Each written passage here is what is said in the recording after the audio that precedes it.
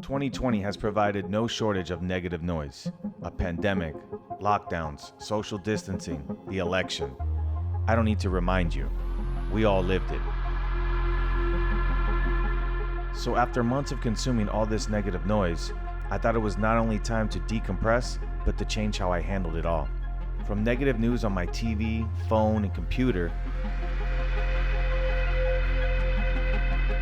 to divisive conversations over politics, masks, and the economy, chances are, like me, the amount of negative noise in your life has increased.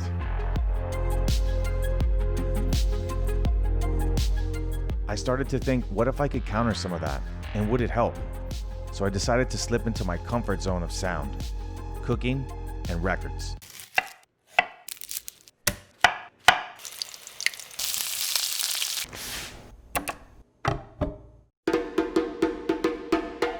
Like on this, I make you jump and twist.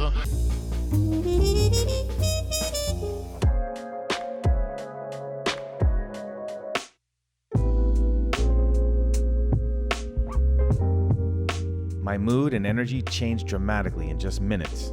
I've always been fascinated with sound, its effects on the human body, and how one can use it to create an emotional balance, cleanse the mind, and potentially improve your well-being. The new year has many of us looking for new ways of dealing with all of it. But is there any truth behind whether this sound change could actually work?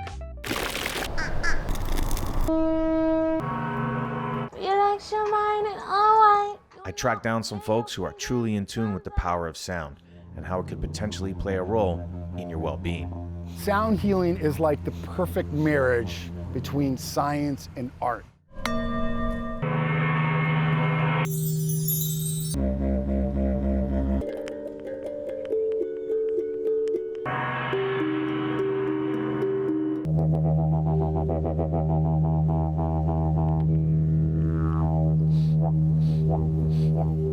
Sound is powerful. It has the ability to be very destructive. It also has the ability to heal us. We're gonna just do a little warming up, a little breathing.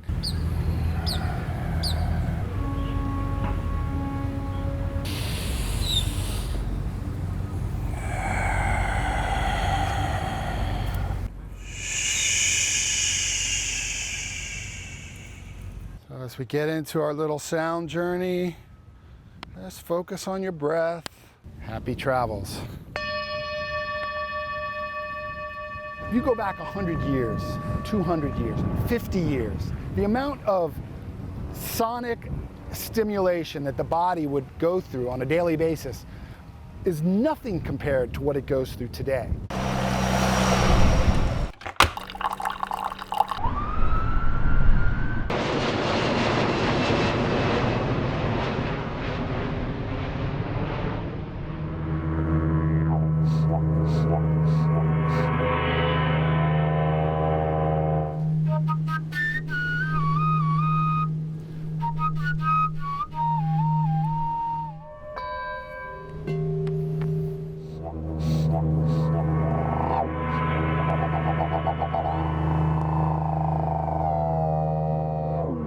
Sympathetic resonance is the concept that one sound vibration will impact and overtake a weaker vibration.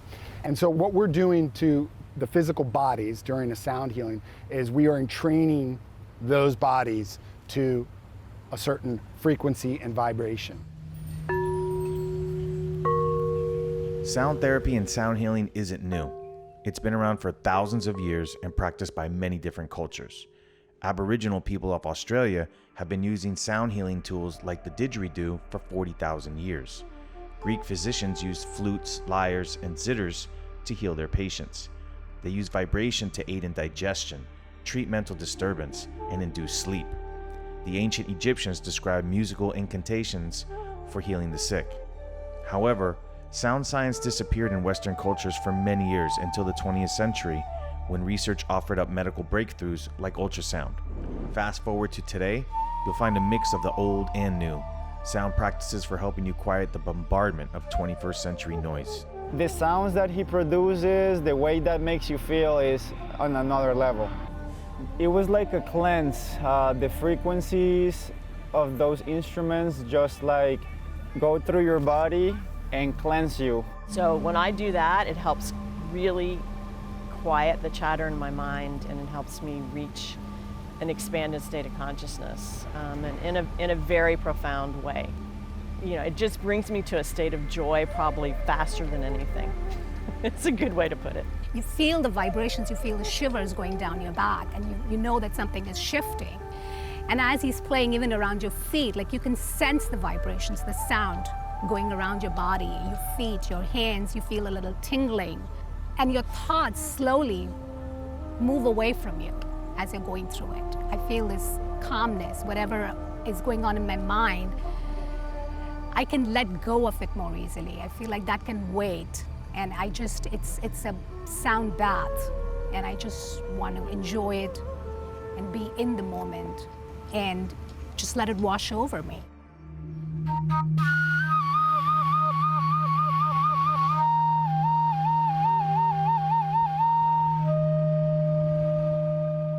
Scientists say one thing, sound healers and practitioners say another, and there's also this gray area in between where the magic happens, right?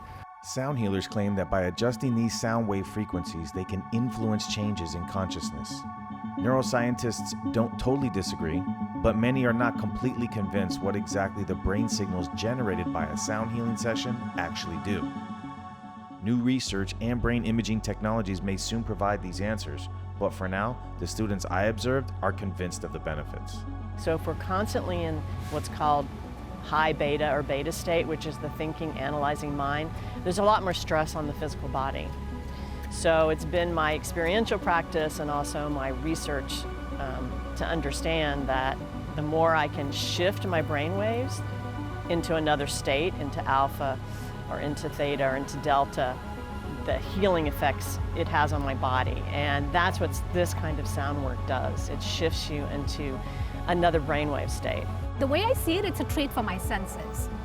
So I love to indulge in that, just like you would go for a good body massage and you know how you would feel after it. My advice for anybody looking for an alternative way to relax and to feel good is to seek out these sound healers, because everybody likes music.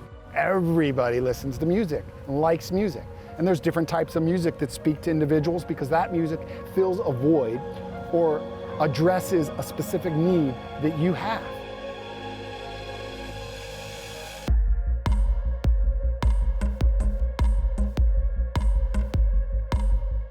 After getting introduced to pure sound and its benefits by Jared on Miami Beach, I thought I would seek out other sound designers.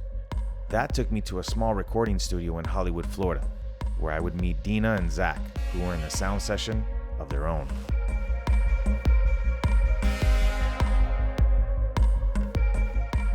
I feel like it hits you. Like I'm sure I'm not the only one that can attest to, hearing an instrument or hearing a song and feeling like an emotion inside. Because it's a very soulful thing. There's a meaning to it.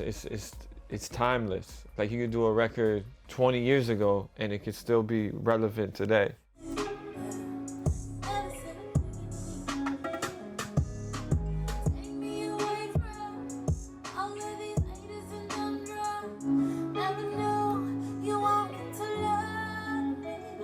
First, I gotta get her comfortable. Once she's comfortable, then I can do what I gotta do. I think this beat did it for me because of the acoustic elements it has.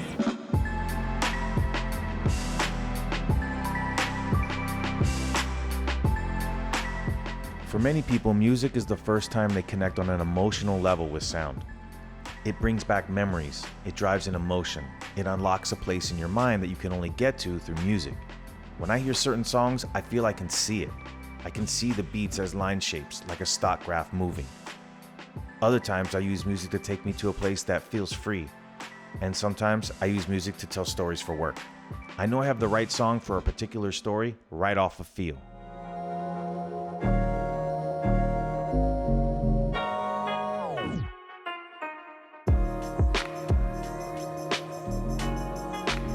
Dina and Zach are also going off a feel.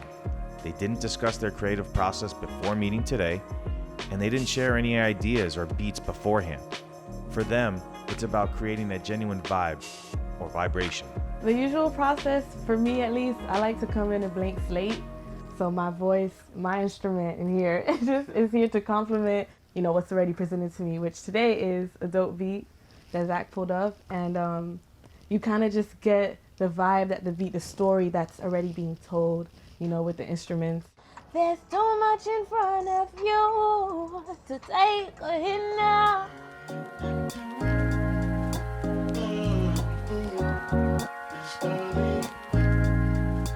You put on a record, you play a song, and it might take your mind to a whole nother world. And that's a part of healing. That's a part of not allowing yourself to stay in that negative space or just, allow it to circulate over and over in your mind, because that's just going to bring you down. And then that affects your organs and the rest of your body. Stress starts to, come up. So I'd say music is just the opposite of that. It's a magical world. So you're entering a whole other portal when you listen to music that resonates with you.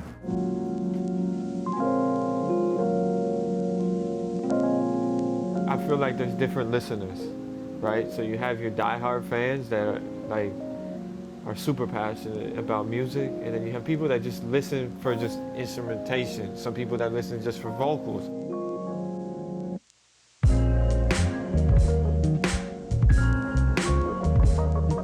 A lot of people forget that music is one of the most just potent things of healing, and people don't recognize that we all need healing, whether it be from your growing up traumas or just day-to-day things, especially in the year 2020. The science of sound is much deeper than the few experiences seen here, but the big takeaway for me was learning one new way I could utilize sound to help me instead of hurt me, and potentially gain a deeper understanding of why we're all connected to it. I'm looking forward to the sounds of 2021 with hopes of a new frequency that I haven't heard before. Or maybe it's a vibration I haven't felt in a long time.